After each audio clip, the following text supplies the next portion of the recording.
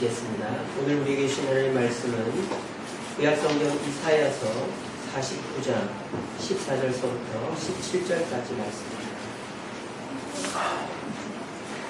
제가 가진 성경, 구약성경 1029페이지에 있습니다.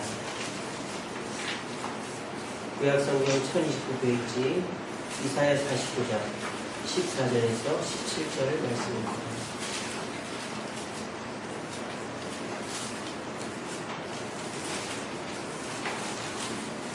같이 읽겠습니다. 오직 시온이 이르기를 여호와께서 나를 버리시며 주께서 나를 잊으셨다 하였거니와 너희는 어찌 그 젖먹는 자식을 여겼으며 자기 떼에서 난 아들을 긍휼히 여기지 않겠느냐. 그들은 혹시 잊을지라도 나는 너를 잊지 아니할 것이라. 내가 너를 내 손바닥에 새겼고 너의 성벽이 항상 내 앞에 있나니 내 자녀들은 빨리 버려 너를 벌며 너를 황폐하게 하는 자들은 너를 떠나가리라. 아멘. 오늘의 시간은 잊지 아니하리라는 제목으로 말씀을 나누겠습니다. 영상을 하나 보시겠습니다. 불을 좀 꺼주시고 플레이 해주세요.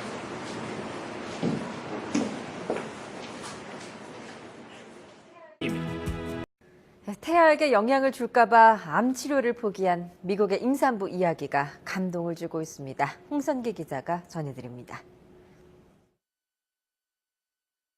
엘리자베스 조이스는 36살이던 지난해 여름 임신 소식을 듣고 기뻐했습니다. 그러나 그 기쁨도 잠시, 암 환자인 조이스가 항암 치료와 출산 가운데 하나를 포기해야 한다는 겁니다. 암 전이 여부를 확인하기 위해 받는 전신 스캔이 태아에게 치명적이기 때문입니다. 조이스는 고민 끝에 아이의 생명을 선택했고 암 치료를 중단했습니다. 이후 폐에도 종양이 생겨 숨쉬는 것조차 힘겨웠지만 새 생명에 대한 희망 하나로 버텼고 지난 1월 인공분만으로 기대하던 딸 릴리를 낳았습니다. 그러나 암은 이미 조이스의 심장은 물론 뼈까지 전이 된 뒤였습니다. 결국 조이스는 딸을 낳은 지 한 달 반 만에 세상을 떠났습니다. Her spirit, her optimism, her strength, it radiated out of her. And that's what she did for everybody. 자신과 딸의 생명을 맞바꾼 한 젊은 암 환자의 위대한 모성애가 사람들에게 감동을 전해주고 있습니다. YTN 홍성기입니다.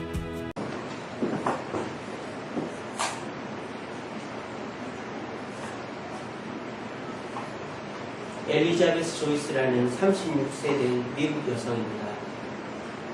결혼을 해서 늦게 아기를 가졌는데 안타깝게도 암을 가진 채로 임신을 해버렸어요. 병원에서는 암을 치료하지 않으면 죽을 수도 있으니까 아이를 유산하라고 권면했습니다. 그런데 이 여자는 암 치료를 포기하고 아이를 낳기로 결심했습니다. 그리고 폐까지 전이가 돼서 호흡이 힘든 상황 속에서도 임신을 했고 출산 후 한 달 반 만에 암세포가 심장과 뼈로 전이가 돼서 사망하고 나왔습니다. 요즘에 여성들이 참 이기적이고 결혼도 늦추고 출산도 가급적이면 안 하려고 하는 세상인데 정말 요즘에도 저런 여자가 있구나 하는 걸 생각할 때 참 신기하기 나름입니다. 저 기사를 접하면서 깨달은 것은 시대에 따라 여성상은 변할 수 있어요. 여자들이 결혼도 늦어지고 출산도 안 하려고 그러고 자기중심적으로 흘러가고 있습니다만 어머니가 가지고 있는 본능은 똑같구나. 하나님이 주신 어머니에 대한 본능은 과거나 지금이나 또 미래나 자녀를 향한 그 마음은 똑같구나 하는 것을 느끼게 됩니다. 오늘 본문에도 우리 하나님께서 우리를 사랑하시는데 어떻게 사랑하시는지가 기록이 되어 있습니다. 그래서 여러분들 요즘 같은 불경기와 어려움을 살면서 자칫 내가 너무 힘들고 어려우면 내 주변 상황이 보이지 않고 내가 지금 어떤 돌봄과 위로를 받고 있는지에 대해서 체험하지 못할 때가 있습니다. 하지만 내 상황과 상관없이 우리 하나님이 저와 여러분들 사랑하고 있음을 오늘 본문을 통해서 깨달으시고 하나님의 사랑 가운데서 새 힘을 얻을 수 있는 저와 여러분들 되시기를 간절히 바랍니다. 오늘 본문의 이야기는 참으로 다급하고도 혼란스러운 상황의 배경을 가지고 있습니다. 지금 영국이 브렉시트를 결정해서 전 세계가 충격에 빠진 것처럼 이 당시 이스라엘도 나라가 멸망하고 멸망 위기에 있는 상황이었습니다. 북쪽 이스라엘은 이미 아수르라는 나라에 멸망했습니다. 그래서 많은 사람들이 죽고 포로로 끌려가고 있습니다.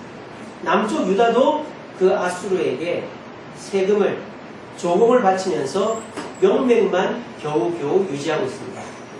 남쪽 유다가 이제 얼마 지나지 않으면 북쪽 이스라엘과 똑같이 아수르에게 멸망할 상황입니다.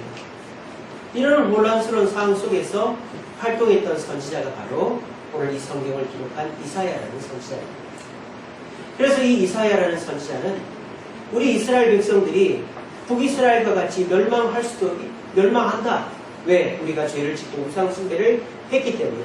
하지만 하나님은 우리를 여전히 사랑하시고 우리를 회복시키실 것이다 라고 말씀하는 내용이 오늘 본문의 이야기가 되겠습니다. 자, 그래서 이스라엘 백성들이 나중에 포로로 끌려갔을 때 하나님께 이렇게 원망불평할 거라고 이사야는 예언합니다. 여호와께서 나를 버리시며 주께서 나를 잊으셨다 라고 원망하고 불평할 것이다 라고 예언합니다. 그런데 오늘 이사야는 너희들이 포로로 끌려갈 것이지만 포로로 끌려간 다음에 반드시 회복되고 돌아올 것이다 라는 것을 잊지 말아라. 그리고 하나님은 너희들을 사랑하신다라는 걸 잊지 말아라 하면서 세 가지의 비유를 들고 있습니다. 그 세 가지의 비유가 뭐냐? 첫째는 어미가 자식을 잊지 않음 같이 너희를 잊지 않는다. 두 번째로는 손바닥에다가 글자를 새겨서 그거를 잊지 않으려고 하는 것 같이 하나님은 손도 없잖아요. 근데 하나님 자신의 손이 있는 것처럼 자신을 비하하면서까지 내가 너희를 잊지 않겠다. 세 번째는 너희들의 이 황폐한 성, 너희들의 죄로 무너진 성이지만 그 성을 항상 내 앞에 두면서 나는 너희들을 잊지 않겠다라고 하나님은 말씀하시는 것입니다. 저와 여러분들도 너무너무 힘들고 어려운 시절을 보내고 있습니다. 그래서 교회를 오면서도 가끔 이런 생각이 드실 것입니다. 내가 교회 가봐야 뭐하나, 기도해봐야 뭐하나, 하나님 도와주는 것 같지도 않고 하나님이 내가 기도하는 것들을 들어주는 것 같지도 않고 하나님은 나를 잊어버린 것 같은데 내가 교회 가서 기도해봐야 뭐하나 라는 생각들이 드실 것입니다. 그래서 저와 여러분들이 교회를 떠나고 내가 하고 싶은 걸 다 하고 내 뜻대로 살아가면 결국 그것이 나를 행복하게 하는 것인가? 결코 그렇지 않은 것입니다. 요즘과 같은 불경기 해도 안 되고 계획해도 어려운 이 상황 속에서 우리가 기억해야 될 것은 하나님은 결코 우리를 버리지 않고 잊지 않으셨다는 사실입니다. 이 사실을 기억하고 이 사실을 받아들일 때 그때서부터 저와 여러분들은 회복될 수 있는 기회가 주어지는 것입니다. 우리 시간에도 교회를 오시면서 여러 가지로 마음속에 무거운 짐을 지고 오신 여러분, 오늘 하나님은 저를 통하여 여러분들에게 하나님은 여러분을 버리지 않으셨고 잊지 않았다는 것을 각인시켜주라고 오늘 이 말씀을 준비시키셨습니다. 오늘 이 말씀 들으시고 지금 환경만 바라보고 좁아진 여러분들의 시야를 벗어버리시고 그렇구나. 내가 이렇게 힘들고 어려워도 하나님은 나를 버리지 않으셨고 나를 잊지 않으시고 나를 도와주려고 준비하고 계시는 것을 깨달으시고 그 하나님을 사랑하고 그 하나님을 의지함으로 이 불경기와 어려움을 이겨낼 수 있는 저와 여러분들 되시기를 간절히 바랍니다. 자, 어려움에 빠진 사람은 아무리 누가 내가 너 도와줄게 해도 잘 믿지를 않아요. 전에도 한번 예를 들어드렸잖아요. 이게 어떤 사람한테 잡혀있는 코끼리를 풀어줘도 그 코끼리는 도망을 못 간다고요. 어떤 사람이 붙잡아놓은 노예를 풀어줘도 노예는 도망을 못 가요. 왜? 너무나도 오래 붙잡혀 있었고 그 사람에게는 자발적인 생각이나 용기가 없기 때문에. 저와 여러분들도 너무 오랜 시간 불경기를 겪고 어려움을 겪다 보니까 이거를 어떻게 이겨낼 수 있다는 용기 자체가 없어진 것입니다. 그러니까 하나님께서 저와 여러분들에게 세 가지 비유를 통해서 내가 너희를 버리지 않고 잊지 않았다는 걸 그냥 얘기하면 받아들이기가 쉽지 않으니까 세 가지 비유, 여러분들이 이해하기 쉽게끔 세 가지 비유를 들어서 저와 여러분들에게 하나님이 우리를 잊지 않았다는 걸 가르쳐 주십니다. 첫 번째가 뭐냐? 여러분들도 자녀가 있을 거 아닙니까? 근데 여러분들이 젖을 먹여 키운 자녀가 있을 거 아닙니까? 근데 그 자녀를 여러분들이 잊을 수 있습니까? 잊을 수 없죠? 저는 예전에 이해하지 못했던 상황이 뭐냐면 어떤 아이가 뭐 가출을 한다든지 또 집을 나가서 길을 잃었어요. 그러면 그 부모가 2년도 줬고 3년도 줬고 아이를 찾아서 직장을 안 나가고 아이를 찾아다니는 부모를 본 적이 있습니다. 그걸 보면서 저는 결혼하기 전에는 아이가 또 나오면 되지. 또 남아있는 아이들을 어떻게 하나. 가정 생계를 어떻게 하고 저렇게 찾아다니나 하는 생각을 해봤어요. 근데 제가 막상 아이를 낳고 키워보니까 그 심정을 알 것 같아요. 저도 아이가 넷이나 있지만 하나쯤 잃어버리면 괜찮지 뭐 이렇게 생각할 것 같죠? 얼마 전에 저희 새아이가 집을 나가서 안 들어온 적이 있어요. 가출을 한 건지 뭔지. 이놈이 집에 안 들어오는 거예요. 그래가지고 한참을 찾아다니는데 어떤 아줌마가 손을 잡고 있어가지고 겨우 데리고 왔습니다. 저희 집 문이 손잡이를 밀면 문이 열리게 돼 있어요. 그러니까 이놈이 자기 형 누나가 나가 노니까 지도 나가 노는 거예요. 문을 꾹 열고 나간 거예요. 근데 형 누나들이 동네를 막 뛰어다니니까 지도 막 뛰어다니다가 길을 잃어버려가지고 막 여기저기를 헤매고 다니는 거야. 그래가지고 어떤 사람이 손을 잡고 있는 거를 저희 집사람이 봐가지고 겨우겨우 데리고 그런 적이 3번이 있습니다. 지금. 한 번은 이놈이 교회로 온 거예요. 하고 문을 뻥 열고 오는 거예요. 저는 집사람이랑 같이 왔겠지 했는데 집사람이 안 온 거예요. 알고 보니까 얘가 또 집을 탈출을 해가지고 혼자서 길 건너가지고 여기까지 온 거예요. 깜짝 놀래가지고 이게 어떻게 된 일이냐고 하니까 빨리 우리 집 문을 바꾸든지 해야 되겠다고 난리가 났었습니다. 저희 집에 애가 넷이나 있지만 그 중에 하나라도 집을 나가서 길을 잃으면 저는 아마 못 견딜 것 같아요. 하던 일을 다 내려놓고라도 그 애를 찾지 않으면은 저는 살지 못할 것 같습니다. 이거 저의 마음이거든요. 여러분들 똑같은 마음이죠? 하나님도 똑같은 마음이라는 겁니다. 하나님도 똑같은 마음이라는 거예요. 하나님도 여러분들을 젖먹이 아이처럼 생각하고 있고 여러분들 다 젖을 먹여 키웠기 때문에 여러분들이 아파하는 걸 똑같이 아파하고 있고 여러분들 절대 버리거나 잊은 분이 아니시라고 지금 너무나도 여러분들 이해하기 쉽게 설명해 주시는 것입니다. 여러분 하나님의 사랑이 그렇게 쉽게 변하고 잊혀지는 것이 아닙니다. 아까 엘리자베스 조이스라는 여자가 암에 걸려도 아이를 낳기 위해서 자기 생명을 맞바꿨잖아요. 근데 그 아이는 모르겠죠. 우리도 마찬가지입니다. 하나님이 우리를 위해서 독생자를 보내주셨잖아요. 로마서 5장 8절 말씀에 우리가 아직 죄인 되었을 때 예수님을 이 땅에 보내서 하나님의 사랑을 확증했다고 했습니다. 우리가 아무것도 모를 때 하나님은 우리를 위해서 먼저 예수님을 보내서 내가 너희를 이만큼 사랑한다고 말씀하시는 우리 하나님은 우리를 사랑하시되 젖먹이 자식을 잊지 않는 부모의 심정으로 사랑하신다고 했습니다. 우리나라에도 암에 걸려서 임신한 여자들이 있어요. 이 엘리자베스 조이스처럼 서울 삼성병원에서 18년 동안 조사를 했습니다. 1994년도부터 2012년도까지 18년 동안 암에 걸린 임산부가 아이를 유산하는지 암을 그대로 갖고 출산을 하는지를 조사를 해봤어요. 그래서 94년도부터 2012년도까지 18년 동안에 그 서울 삼성병원에서 아이를 낳은 임산부 중에서 암에 걸린 채로 아이를 출산하려고 한 사람이 91명이었대요. 91명. 근데 그 중에서 어떤 사람이 더 많았을까요? 내가 암에 걸렸으니까 아이는 다음에 갖자. 암 치료한 다음에 그런 사람이 많았을까요? 아니면은 암에 걸려도 일단 아이를 낳아야 되겠다. 이런 사람이 많았을까요? 그렇죠. 아이를 낳아야 되겠다. 얼마나 많았을까요? 암에 걸려도 아이를 낳아야 되겠다 한 사람이 70%였다고 합니다. 91명 중에 70명 정도가 암을 그대로 갖고 출산을 했대요. 나머지 20명은 뭐 여러 가지 상황이 있겠지만은 유산을 하고 암 치료를 했다는 거예요. 이처럼 우리나라 사람들도 똑같아요. 내 목숨을 뺏어갈 수 있는 암에 걸려도 출산을 선택합니다. 우리 하나님도 독생자를 보내야 되는 아픔이 있지만 독생자를 보내면서 우리를 사랑하셨는데 그 사랑은 그때나 지금이나 똑같다는 거예요. 그러므로 여러분들은 어려운 가운데 힘든 가운데 있지만 그 하나님은 결코 여러분들을 잊지 않고 버리지 않았다는 사실을 기억하는 것이 우리의 고난을 이기는 첫 번째 방법인 줄 믿고 하나님의 사랑을 가슴 깊이 새길 수 있는 저와 여러분들 되시기를 간절히 바랍니다. 두 번째로 우리 하나님께서 우리를 절대 버리지 않고 잊지 않았다는 증거로 하시는 말씀이 이것입니다. 우리를 뭐 했다? 손바닥에 새겼다 그랬습니다. 손바닥에. 여러분들도 가끔 그런 경험 있잖아요. 메모지가 없을 때 꼭 기억해야 될 것들이 있어요. 손바닥에 되게 많이 쓰지 않습니까? 저도 이제 기도하다가 하나님이 뭐 이렇게 떠올리게 해주면 손바닥에 막 쓰고, 또 누가 이렇게 전화해주면 손바닥에 쓰고 해서 많이 쓰고 다니는데요.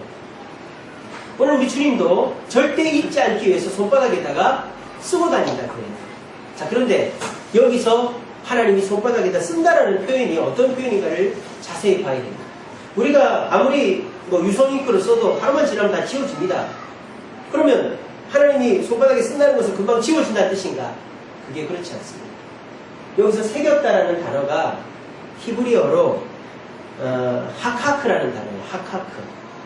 근데 이 하카크라는 단어는 쓰다라는 단어가 아닙니다. 히브리어로 쓰다라는 단어는 또 다른 단어가 있어요. 이 하카크라는 단어의 뜻은 긋다, 파다, 새기다 이런 뜻입니다. 쉽게 말하면 이거 뭐 한 거예요? 문신을 한 거예요. 문신을. 하나님은 저와 여러분들을 사랑한다는 것을 잊지 않기 위해서 손바닥에다 문신을 할 정도로 우리를 기억하고 있다 이 말입니다. 자, 그런데 여러분 아이러니한 것이 뭔지 압니까? 하나님은 문신을 하지 말라고 그랬어요. 레위기 19장 28절에 죽은 자를 위해서 몸에다가 글자를 새기지 말라고 그랬습니다. 그 고대로부터 몸에 문신을 많이 새기잖아요. 새기는 이유들이 여러 가지가 있지만 죽은 사람을 추모하기 위해서 문신을 많이 새긴단 말이에요. 근데 그런 이방 족속들의 문화를 따라하지 말라고 레위기 19장 28절에서 문신을 하지 말라고 했어요. 그런데 하나님은 본인이 예외적으로 우리를 사랑한다는 표로 뭘 하셨다고요? 문신을 새겼다 이 말입니다. 왜? 우리를 잊지 않기 위해서. 우리를 잊지 않기 위해서. 제가 지난번에도 그런 설교한 적이 있습니다. 예수님께서 제자들을 갈릴리 바다로 보낸 다음에 풍랑이 일어나자 예수님이 무리를 걸어서 제자들에게 가서 잔잔 해준 적이 있죠. 그 사건을 바라볼 때 우리는 어떤 하나님의 은혜를 기억해야 된다고 했습니까? 우리 예수님께서 무리를 걸어가는 것이 정상적인 일입니까? 비정상적인 일입니까? 비정상적이죠. 자, 그럼 보세요. 우리 예수님은 정상적인 것을 좋아하실까요? 비정상적인 것을 좋아하실까요? 정상적인 것을 좋아하십니다. 무리를 걸으면 안 돼요. 이 세상의 자연의 법칙, 만윤력의 법칙, 질량 보존의 법칙, 작용과 반작용의 법칙, 이런 법칙들은 누가 만드신 걸까요? 하나님이 만든 거죠. 그럼 그 법칙이 깨지는 걸 하나님이 원할까요? 안 원할까요? 원하지 않아요. 하나님은 법칙대로 가는 걸 원합니다. 사람이 무리를 걸을 수 없고 병들면 죽어야 되고 병이 걸리면은 웬만하면 못 고치는 것이 많아요. 그런데 우리 주님이 무리를 걸어서 제자들을 위로하고 파도를 잠잠케 한 이유가 뭘까요? 하나님이 만드신 법칙을 어겨서라도 제자들을 사랑하고 싶은 마음 때문이었기 때문입니다. 손바닥에다 글자를 새긴다는 것도 똑같은 거예요. 하나님은 일반적으로 문신을 새기지 말라고 그랬습니다. 하지만 저와 여러분들을 사랑한다는 것을 강력하게 표현하기 위해서 문신을 새긴다고 말하는 거예요. 유대인들은 알고 있었습니다. 문신을 새기지 말라는 것을. 유대인들은 문신 새기지 않아요. 우리도 그렇잖아요. 우리도 문신 새기는 거 좋아하지 않죠. 그래서 공중파 방송은 문신 새긴 사람들 있으면 다 스티커 붙이고 나옵니다. 그죠? 문신 새기는 거 우리나라 사람도 좋아하지 않아요. 그런데 하나님은 내가 너희들을 사랑하고 있지 않았다는 것을 제발 좀 믿어달라는 심정으로 내가 너희들의 이름을 손바닥에다 문신으로 새겨놨다는 거예요. 그렇게 강조하고 있다는 겁니다. 그만큼 하나님의 사랑이 확실하고 잊지 않았다는 거예요. 여러분 이만큼 말씀하시는데 하나님의 사랑을 자꾸 거부하고 하나님 날 잊어버렸다고 말하면 우리 하나님 속이 얼마나 무너지겠습니까? 여기서 또 한 가지 놀라운 사실이 있습니다. 아까 제가 새기다라는 단어가 히브리어로 하카크라고 했죠. 그런데 이 하카크의 명사형이 후크입니다. 후크. 새기다라는 단어는 하카크 동사형이고 후크는 새김 명사형입니다. 후크라는 단어가 무슨 단어인지 아십니까? 바로 율법이라는 단어입니다. 율법. 하나님은 손바닥에다 우리 이름을 새긴 것이 바로 뭐예요? 법이라는 거예요. 법. 내가 너희들을 잊어버리고 너희들을 돌보지 않으면 내가 벌을 받든지 페널티를 받겠다 이 말입니다. 하나님은 우리 앞에 약속을 하는 거예요. 내가 단순히 이름 써놓고 잊어버리겠다는 게 아니라 문신을 새겨놓고 율법으로 지키겠다라고 지금 말씀하시는 것입니다. 이 말씀 앞에 우리가 여전히 그래도 하나님은 나를 안 도와주는 것 같아. 그래도 하나님은 나를 잊어버린 것 같아. 그래도 나는 하나님을 버리는 것 같아. 이러면 정말 우리는 하나님 앞에 죄 짓는 겁니다. 엄청나게 큰 죄 짓는 겁니다. 하나님, 우리 하나님 이렇게 열변을 토합니다. 세우심하려고 하는 문신을 손바닥에 새겼다고 하시고 손도 없으신 분이 손바닥에 새겼다고 이해하기 쉽게끔 손에 새겼다고 하고 또 그것을 율법으로서 내가 약속을 지키겠다고 하시는 말씀 앞에 저와 여러분들은 어떻게 반응해야 되겠습니까? 그렇군요, 주님. 나를 그만큼 사랑하시는 줄 이제 깨달았습니다. 하며 고백할 때 우리 주님은 여러분들에게 더 큰 축복과 위로로 함께 하신 줄로 믿으시는 저와 여러분 되시기를 간절히 바랍니다. 세 번째로 하나님께서 여러분들을 잊지 않고 버리지 않았다는 증거로서 비유적으로 말씀하시는 것이 바로 이거죠. 내가 어디 있다? 너희 뒤에, 너희 성이 항상 내 앞에 있다라고 말씀하시는 거예요. 자, 그러면 너희 성이 내 앞에 있다고 하는데 이 성은 어떤 성을 말할까요? 예루살렘 성을 말하겠죠? 자, 그러면 이 말씀을 할 당시에 예언이니까 예루살렘 성은 어떤 상태일까요? 다 무너진 상태겠죠? 어떻게? 바빌론의 침입을 통해서 예루살렘 성은 다 무너지고 무너진 성이 지금 예수님 말하는 예루살렘 성입니다. 뭐 보기가 좋겠습니까? 흉물스럽죠. 근데 우리 하나님은 지금 뭐라고 그러시는 겁니까? 너희들의 죄로 무너진 그 예루살렘 성을 항상 어디 두겠다? 내 앞에다 두겠다 이 말입니다. 이 말은 뭐 뜻일까요? 잊어버리지 않겠다는 거죠. 너희들의 죄로 무너졌지만 나는 너희들이 죄로 무너뜨린 성이라 할지라도 잊지 않고 내 앞에 두고 보겠다. 그렇게 해서 이거를 반드시 내가 회복시키겠다라고 지금 말씀하십니다. 미국 맨하탄에 가면은 그라운드 제로라는 곳이 있습니다. 그곳이 어디입니까? 9.11 테러 때문에 쌍둥이 빌딩이 무너진 자리예요. 거기 이제 물론 건물이 다시 들어섰습니다. 근데 한켠에 공원이 자리 잡고 그라운드 제로라는 공원이. 거기 땅값이 얼마나 비싸게 전 세계 제일 비싼 데 아니겠어요? 근데 거기다 건물을 지어도 될 텐데 왜 거기를 비워놓고 공원을 만들어 놨을까요? 잊어버리지 않겠다는 것입니다. 잊어버리지 않겠다. 미국 본토에 일어난 최대의 테러 사건인 이 사건을 절대 잊지 않겠다 하는 마음으로 그 금싸라기 같은 땅에다가 추모공원을 만들어 놓은 거예요. 그리고 항상 지켜보는 것이죠. 하나님도 마찬가지입니다. 저와 여러분들을 기억하기 위해서 여러분들이 죄를 짓고 부족하고 연약해도 항상 여러분들을 앞에다 두고 지켜보고 돌보고 위로하겠다는 것이 우리 하나님의 마음이라는 것을 이렇게 비유적인 표현으로 강조하고 있는 것입니다. 우리는 간혹 이런 생각합니다. 내가 죄를 지었으니까 내 죄 때문에 이런 일이 일어났으니까 하나님은 나를 돌보지 않을 거야. 부끄러워서 하나님 앞에 어떻게 나가나. 그런 생각들 할 수 있을 것입니다. 하나님은 결코 그렇지 않습니다. 그런 생각은 마귀가 주는 생각입니다. 하나님은 우리가 잘못해서 우리 범죄함으로 문제가 일어났다 하더라도 하나님은 우리를 끝까지 책임지시고 우리의 그 상황을 앞에다 놓고 돌보고 위로하고 챙기고 회복시켜 주시는 분이 우리 하나님이신 것입니다. 너희들의 무너진 성을 내 앞에다 두고 항상 보면서 내가 너희들을 잊지 않겠다. 버리지 않겠다. 우리 하나님의 약속입니다. 오늘 이 말씀 가슴에 꼭 새기시고 또 설사 여러분들이 실수해서 생긴 문제라 할지라도 하나님이 회복해 주실 것을 믿고 바라볼 수 있는 저와 여러분들 되시기를 간절히 바랍니다. 말씀을 맺겠습니다. 오늘은 우리 주세훈교회가 설립된 지 2주년 되는 해입니다. 우리가 작년 6월 28일 날 설립 감사 예배를 드렸었죠. 그래서 이제 이번 주 화요일인데 오늘 감사 주일을 지킵니다. 이 사진은 저희들 설립하기 전에 4월 첫 주일 날 예배 드릴 때 사진입니다.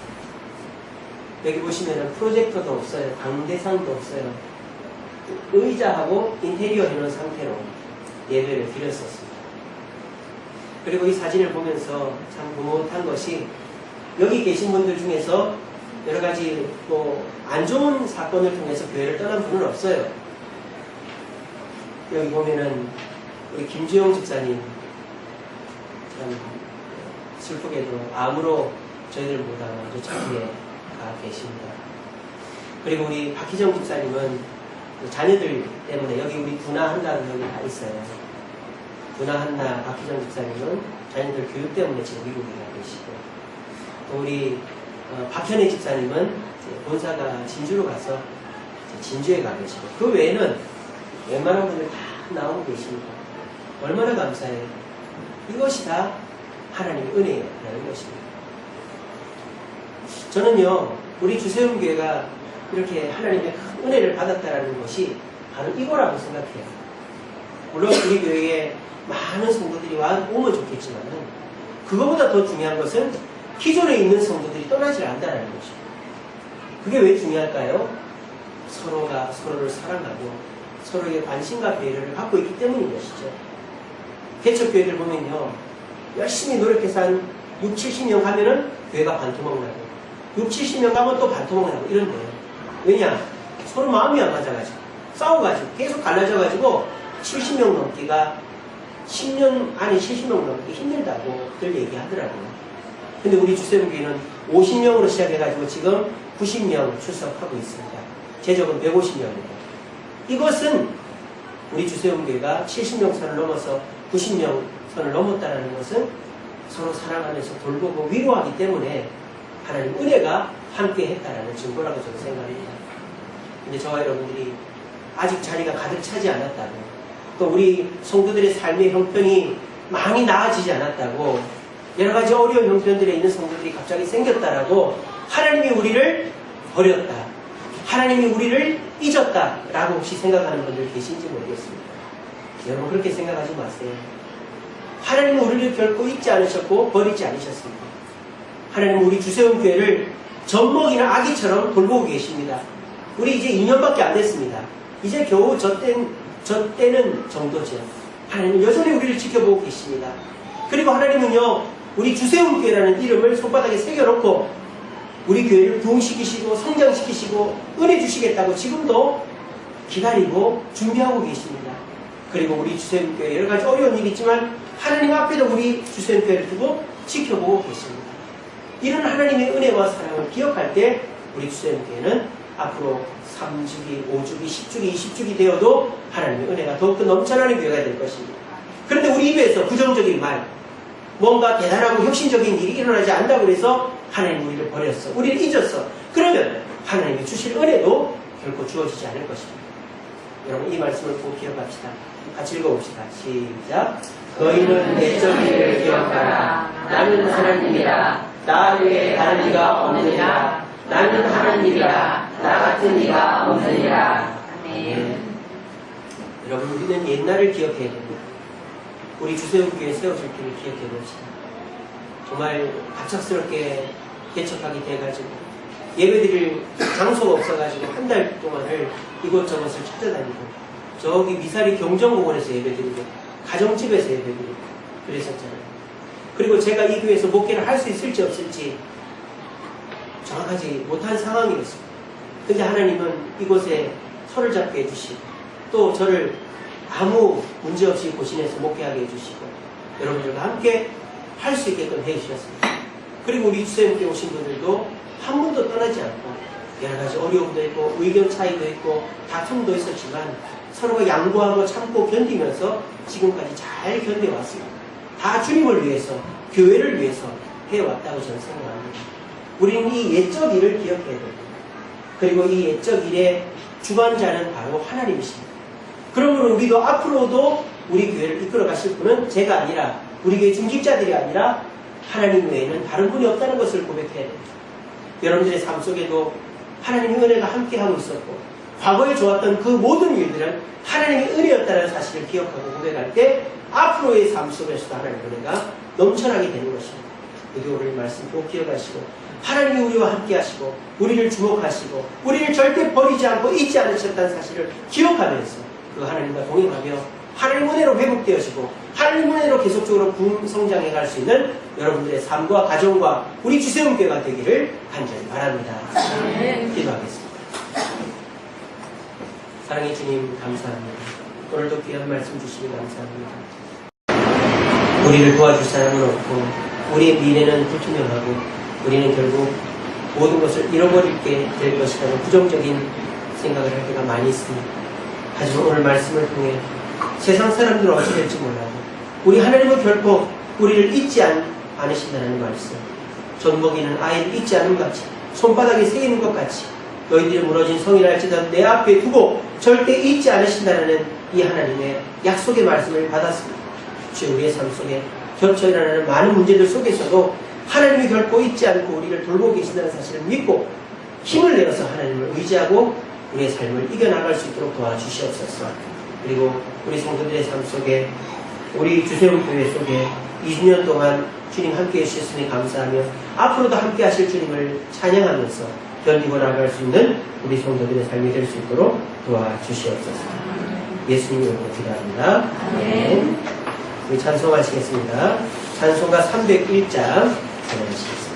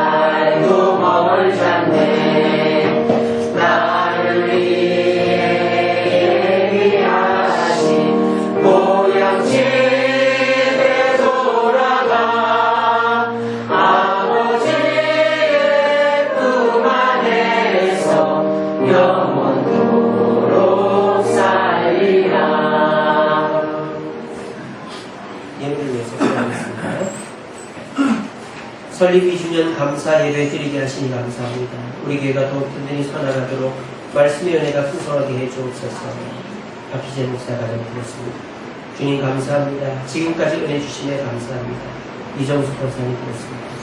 주샘교회 설립 2주년 생일 맞이함을 감사드립니다. 시상석 신순 집사님 드렸습니다. 설립 2주년 드림을 감사합니다. 최경렬 김지순 권사님 가정 드렸습니다. 항상 건강으로 지켜주심을 감사합니다. 정윤서님 드렸습니다.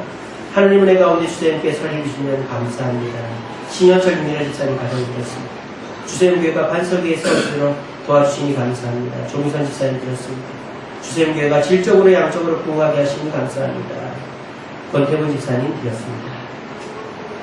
사랑의 주님, 저희 주세임교회를 사랑하셔서 2주년 맞게 하시고 지금까지 지켜주신 것 감사드립니다. 앞으로도 함께 해주시고 부흥성장케 하시며 성도 가정들이 복을 받을 수 있도록 은혜 주실 줄로 믿습니다.